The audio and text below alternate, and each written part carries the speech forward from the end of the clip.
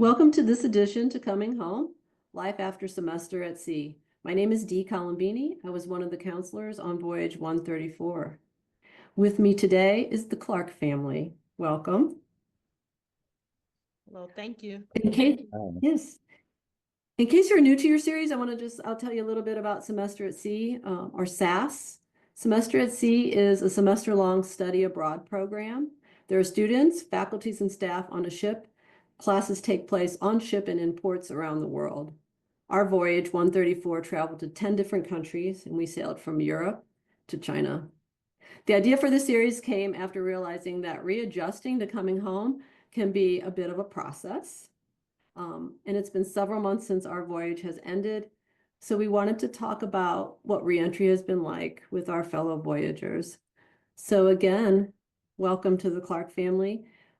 Could you please introduce yourselves and tell us what your role was on the ship, and what SAS life was like for you all? Yes, so I'm Dr. Tamika Baldwin Clark. I was a staculty instructor on the ship for 3 courses. I taught dismantling privilege and oppression, mental and physical health in adulthood, and perspectives in gerontology. And I really enjoyed our experience. I was blessed to be able to have my husband and 3-year-old son join me halfway through the voyage. And really, this is about them. So I'm going to just fall back a little bit and just allow them to take over and talk about their journey. Great. And Tamika, we were blessed to have you and them as well. We were all blessed for that. Thank you. Thank you. Yeah, I'm John Clark, and I was a companion. I joined the ship. Halfway through when we arrived in South Africa, Cape Town, with Paul here, who's being very silly today. Say hi, Paul. Hi, Paul. And how was ship life like for you? How was it being on the ship, Paul? He has a little bit of a cough. Sorry. How was it being on the ship, Paul? You remember what you did? Oh, okay. Yeah. And what was it like for you, John, being on the ship? Yeah, for me, it was really, really fun. Like I said, I was a companion, so I had one of the easier jobs. It just making sure to wrangle in him and help out as much as I could with anyone who needed help on the ship. So yeah, if anyone had a request or anything and needed some help, I would try my best to say yes to it. Wonderful. What were some of those things that you actually did? Well, one of the things that we all did together, he had on the ship, there was a ship kids time. So the kids would get together, and I believe every day, and they would do an activity. And we would try to come up with different activities each day for the kids. And one of the things that I came up with was creating ovens for making s'mores out on the deck of the ship, using the sunlight as energy to melt the chocolate and the marshmallows. And I think some of the kids really enjoyed it. I know Paul enjoyed it because he enjoys anything with chocolate involved. So, did you like the As chocolate? one would. Mm-hmm. Yeah. Well, that's super creative. Somehow I missed out on the s'mores. This is great. Yeah, you should have been there. It sounds like it can be a little bit of a challenge keeping children busy when we're on this isolated ship in the ocean for days at a time. This is not a small task. Yeah. How many children were on this ship? How many other kids, ship kids were there? You know? I think I've lost count now, but I would say somewhere around 12 to 15. Wow. And they were all ages. Yeah, yeah, they were all ages. Paul was actually the youngest on the ship. And I don't know the oldest, maybe 15. I'm not sure. So it started from Hey, 3. 3 years old? Yep, it's still Yep. 3.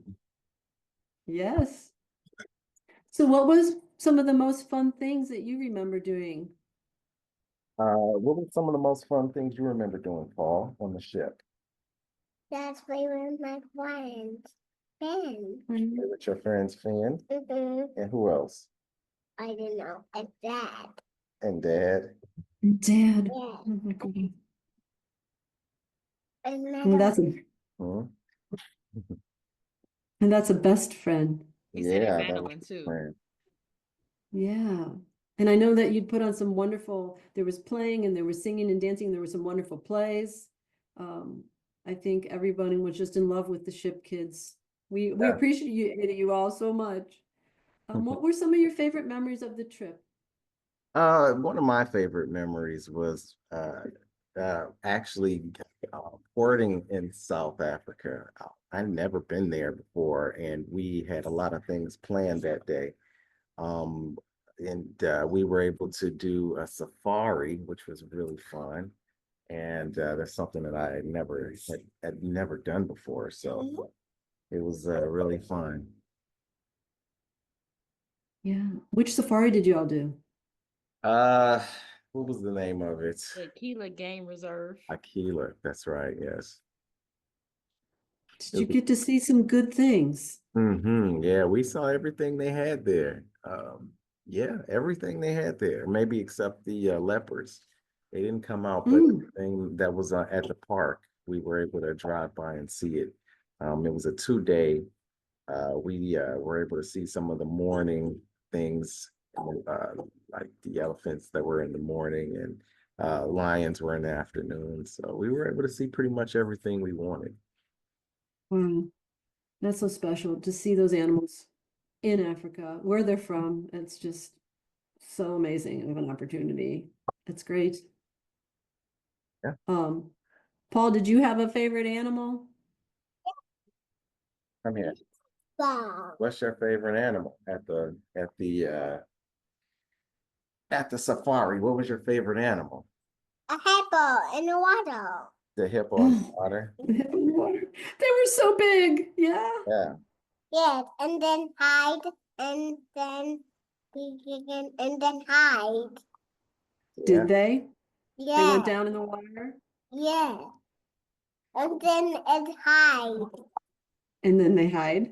Yeah. Yes, yes, yes. What a surprise when they come up and they're so big. Great. Yeah. So, yeah. What do you miss the most about the voyage? I think I miss um I would say Wow. um the I guess I would say people taking care of me. I'm back here and I have to do all my chores myself. But when I was on the ship, everyone was there to with the wonderful crew that we had was there to cook dinner, breakfast, lunch, and they cleaned up and yeah. Now when I come back home, I have to do all these things for myself again. Other people have said yes, the chores and Yeah. the adjustment, and hmm It's it's definitely just good. something about that ability, that being able to be carefree and not have to worry about that, and be able to just focus on being in the experience. hmm That and when somebody hands you a cup of coffee, like unbelievable, right? On the Exactly. ship. Yeah, right. So coming back, what were some of the struggles? How was readjustment for you? For me, it wasn't a big a readjustment. I think the only struggles that we were having was getting our sleep patterns correct. Yeah, I we got back with a little bit less time. Um, so I'm sorry. Sorry about that. Do you want me to pause? Yeah, for a second. Sure. So how was coming back for you? What were some of your struggles? One of my biggest struggles was managing my sleep schedule. Mm. When we came back, it was I had to go back to work pretty soon. Mm. And my sleep pattern wasn't exactly back to the original.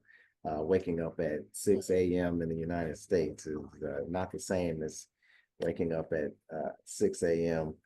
on the ship on the other side of the world. So uh, Right. there was definitely a 13-hour adjustment that I had to make. We had to make slowly, all of us, including Paul, because he had to go back to school as well, and he took a little bit of time to adjust his sleep patterns, but he made it.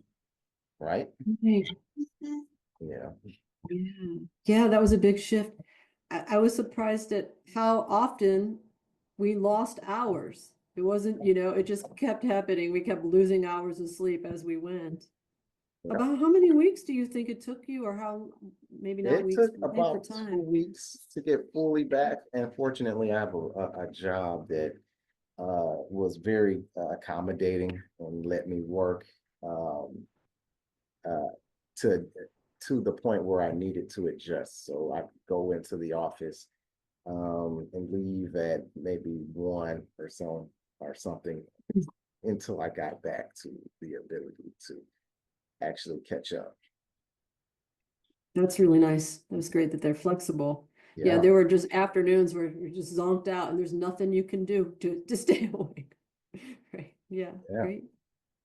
Are there some things that you have done to kind of cope or manage with, aside from kind of getting your sleep cycle back on track? What are some of the things you would suggest that helped?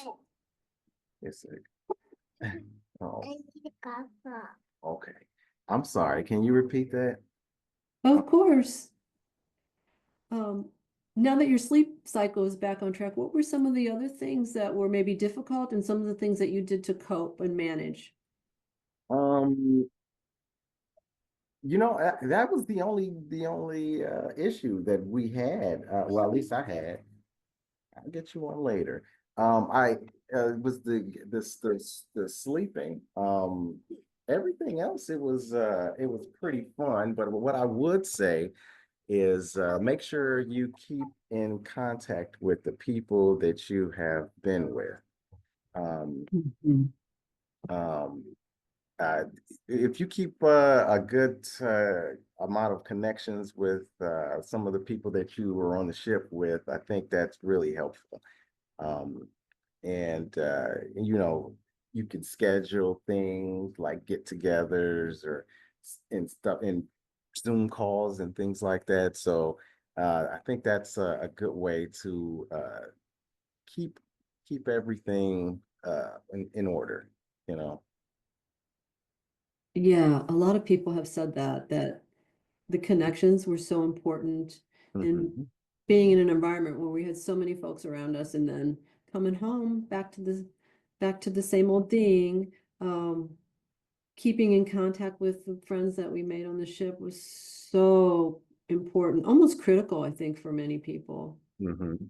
So it sounds like Zoom and making an intentional effort to schedule with people and keep in contact has been one of the things that's been helpful. Yeah, it has. Yeah, great. Are there any other words of wisdom or anything that you'd want to share with us today before we wrap up our conversation? Yeah, just keep learning, keep traveling. This experience was, of course, an experience of a lifetime. And if you get a chance to do something like this or something similar, or an opportunity comes, you only get one life, I would take it. Just say yes, do Mhm. it, Yeah, say figure that. it out. Mm-hmm. Yeah. Well, it was so nice talking to you and fun to see your family, Yeah. fun to see you all. Does Paul want to say any last words for us? You Doesn't got have to. anything? Last words. Say have fun. So- Say it again. Have fun. Did you hear him? He said, have fun. Have fun. That is a great life motto. Thank you for that. Mhm. And I wish you many wonderful journeys. Yep. All right, Thank- take care. Thank you. Take care. Thank you so much.